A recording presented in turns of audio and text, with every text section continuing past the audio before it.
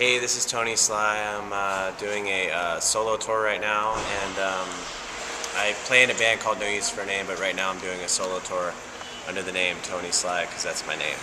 What's up? Not much. Sweet, man. All right. Parking lot. Parking lot.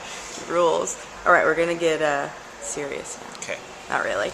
All right, well, when you first started playing your solo stuff, Yeah. how did you feel like the crowd was reacting? Do you feel like they were into it? Were they confused because it was so different than your old stuff? They were confused because it didn't sound like, I don't think it sounded like No Use for a Name. It was it had a little folk edge to it, so a lot of people were like, whoa, what are you doing? You know, and I was just like, well, if I was going to do the same thing, I'm going to do it with No Use for a Name. Right. Or else there's absolutely no point in doing it.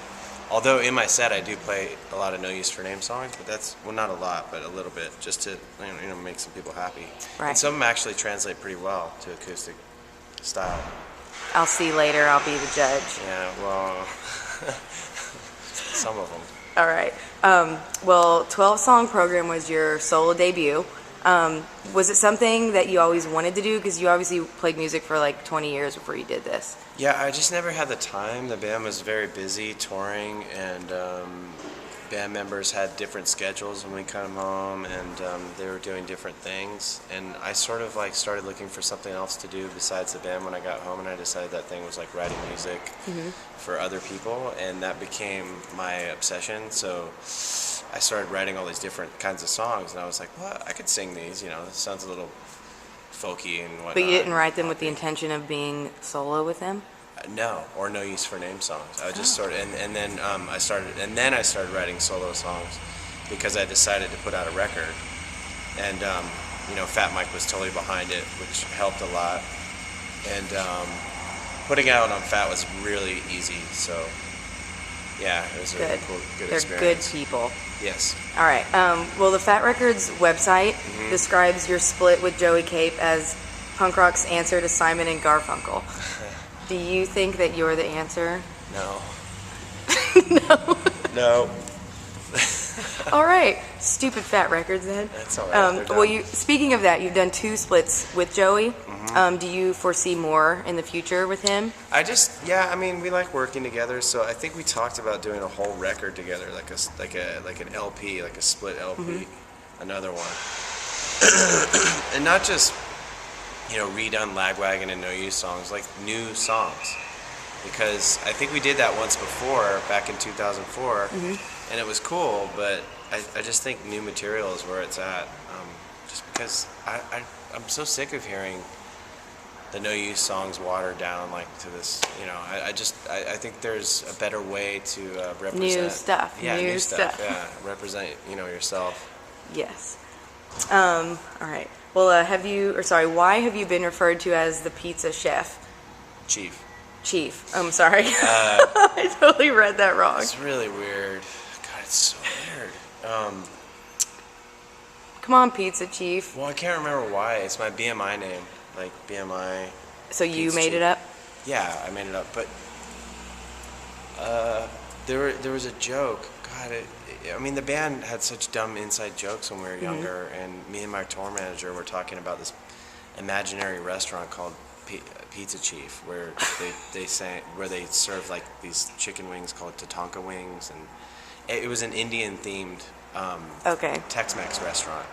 It was just the worst idea ever. Why in the world didn't you pursue that? Well, I know, right? I mean, who knows where What I'd the be fuck right are now. you doing I know. now? I don't know what I'm thinking. We could be having an interview about this rad restaurant. We could be eating to Poco wings or whatever. Yeah, Tatanka wings. And there was a volcano. It was called the mozzarella cheese stick volcano, and it was battered, and but there was mozzarella inside, and there was a tube that came up and shot out. That's not very vegan friendly. Well, it shot out marinara sauce from the top, and it had all kinds of stuff like that. It was kind of like a Chili's meets Fridays meets all those Pizza places, Chief. like your worst nightmare.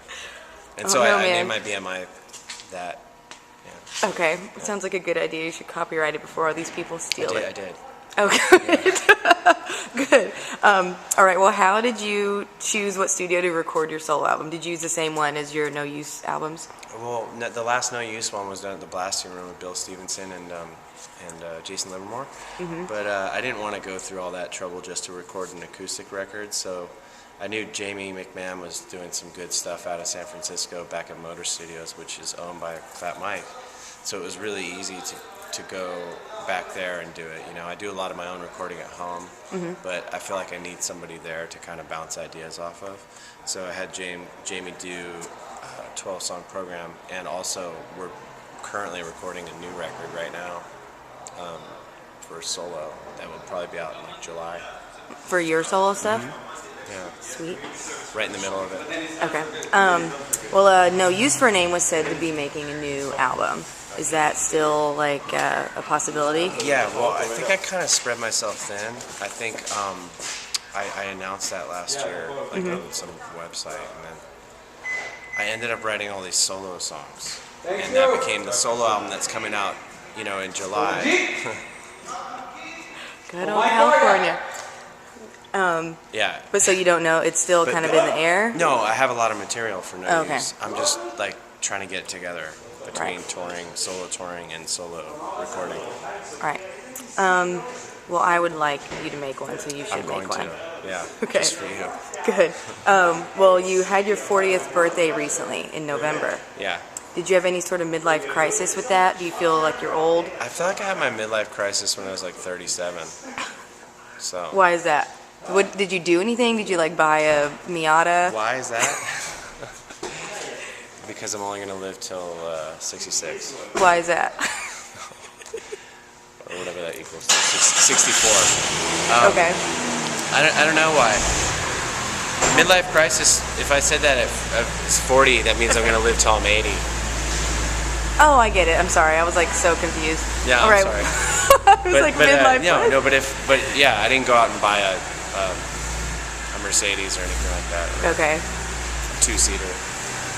Or a motorcycle? No, I didn't Which buy you should I have didn't do any of anyway. that. I didn't. They're dangerous. Motorcycles rule. No, they're rad. Or you could be that guy. Yeah. He's going through his midlife crisis as we speak. No, I didn't do that. I didn't dye my hair. I didn't start getting shirts with emblems that are on V-necks? the collar. No, you like, and words you can't understand, like affliction. Oh, I was Tap- like, what tap do you, out. I don't even know what you're talking about. I don't know what I'm talking No, about. I do. You do? I do. Okay. Like, you didn't, it wasn't t-shirt time. No, I didn't buy $300 jeans and stuff like that. There's still time. I know. All right. Well, you've been making music for over 20 years. Yeah. So how do you foresee the next 20 years that you're still alive? The next 20 years, hopefully I could just keep playing music because it's all I know how to do.